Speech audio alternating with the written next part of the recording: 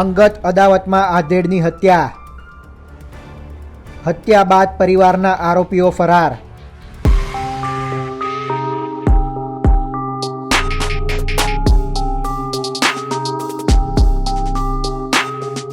વધતા જતા digital અરેસ્ટના case વચ્ચે મહેસાણા પોલીસની પ્રશંસનીય કામગીરી સામે આવી છે.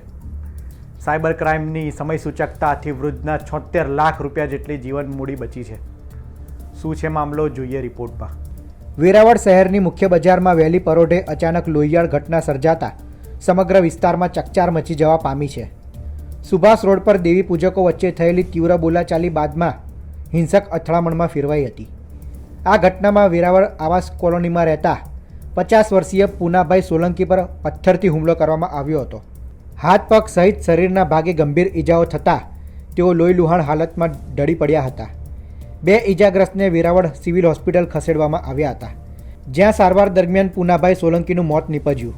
પ્રાથમિક તપાસમાં ખુલ્યું છે કે મૃતક અને તેમના સાળા વચ્ચે કોઈ અંગત બાબતે બોલાચાલી થઈ હતી, જે બાદમાં 6 આરોપીઓએ મારામારી કરી આધેડની હત્યા કરી. સમગ્ર મામલે પોલીસે મૃતકની પત્ની મંગુબેનની ફરિયાદના આધારે 4 આરોપીને દબોચી લીધા છે, જ્યારે મૃતકનો સાળો અને તેની પત્ની ફરાર છે, જેની શોધખોળ શરૂ કરવામાં આવી છે. વેરાવળ સિટી પોલીસ સ્ટેશન ખાતે ગઈ તારીખ 19/12/2025ના રોજ એક મર્ડરનો બનાવ બનેલ, જે અનુસંધાને ફરિયાદી મંગુબેન ઉર્ફે મધુબેન પૂનાભાઈ સોલંકી નાઓની ફરિયાદ BNSની કલમ 103(1) અને અન્ય જુદી કલમો હેઠળ દાખલ કરવામાં આવી છે. જે ફરિયાદ કુલ 6 આરોપીઓ વિરુદ્ધ દાખલ કરવામાં આવી છે, જેમાં આરોપી તરીકે મુકેશ બધા, સંજય બધાની પત્ની ચંદા, મુક્તા કાના, મુક્તાનો દીકરો સુનિલ કાના તથા મુક્તાનો જમાઈ સાહિલ સોલંકી વિરુદ્ધ ફરિયાદ દાખલ કરવામાં આવી છે. આ બનાવની હકીકત એવી છે કે જે ફરિયાદી છે મંગુબેનના પતિ પૂનાભાઈને મંગુબેનના ભાઈ સંજયભાઈ તથા એની બહેન મુક્તા સાથે લગભગ 20 દિવસ પહેલાં માથાકૂટ થયેલી, જે માથાકૂટના કારણનું મન દુઃખ રાખી આ લોકોએ ગઈકાલે વહેલી સવારના જે મરણ જનાર છે પૂનાભાઈ, એ પોતાના ઘરેથી શાક માર્કેટે જવા નીકળેલ તે વખતે રસ્તામાં આ લોકો સાથે મળી અને એમને માથાકૂટ થયેલ અને આ જે 6 ઈસમોએ એક સાથે મળી અને તેમને પુષ્કળ માર મારેલ, જેના કારણે તેઓ ગંભીર હાલતમાં સિવિલ હોસ્પિટલ ખાતે પહોંચેલ, જ્યાં ડૉક્ટરશ્રીએ તેઓને મરણ જાહેર કરેલ. આ બનાવમાં હાલ પોલીસે કુલ 4 આરોપીઓને રાઉન્ડ અપ કરેલ છે અને તેઓની હાલ અટકની કાર્યવાહી ચાલુ છે, જેમાં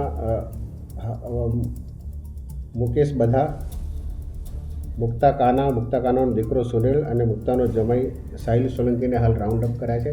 તેમજ અન્ય જે 2 આરોપી છે સંજય બધા અને તેની પત્ની ચંદા, તેઓ હાલ ફરાર છે. તેઓને ધરપકડ માટે હાલ પોલીસની અલગ અલગ ટીમો કાર્યરત છે અને હાલ અત્યારે આ 4 આરોપીઓને પોલીસે રાઉન્ડ અપ કર્યું. મર્ડરમાં કોઈ હથિયાર કે એવું કંઈ વપરાયેલું? આ જે બનાવ બન્યો છે એમાં આરોપીઓએ પથ્થર વડે આરોપીને ઢીંચણથી નીચે ઘૂંટી સુધી અને બંને હાથમાં માર મારેલ છે, જેના કારણે આરોપીનું મૃત્યુ થયું છે. આરોપીઓ ઉપર કોઈ અગાઉ ગુના થયેલા છે? હાલ અત્યારે આરોપીની કોઈ એવી ગુનાહિત વિગતો આવી નથી. હાલ જે આરોપી છે, આરોપીએ જે એમના પત્ની મંગુબેન છે એમને પોતે ઘરે બેસાડેલ હતા અને એમના જે સાસરી પક્ષના લોકો છે એમની સાથે અગાઉ જે એમને મન દુઃખ ચાલતું હતું અને લગભગ 20 દિવસ પહેલાં પણ એમને આ બાબતે એક માથાકૂટ પણ થયેલી, જેનું મન દુઃખ રાખી એના સાસરી પક્ષવાળાઓએ હાલ આ કૃત્ય કરેલ છે. પોલીસ દ્વારા તમામ પાસાઓથી તપાસ ચાલુ રાખવામાં આવી છે. ફરાર આરોપીઓ પોલીસની ઝપેટમાં ક્યારે આવે છે અને કાયદો હત્યારાઓને શું સજા આપે છે તે જોવું રહ્યું. ગીર સોમનાથથી સંવાદદાતા દિલીપ મોરીનો રિપોર્ટ, ગુજરાત તક.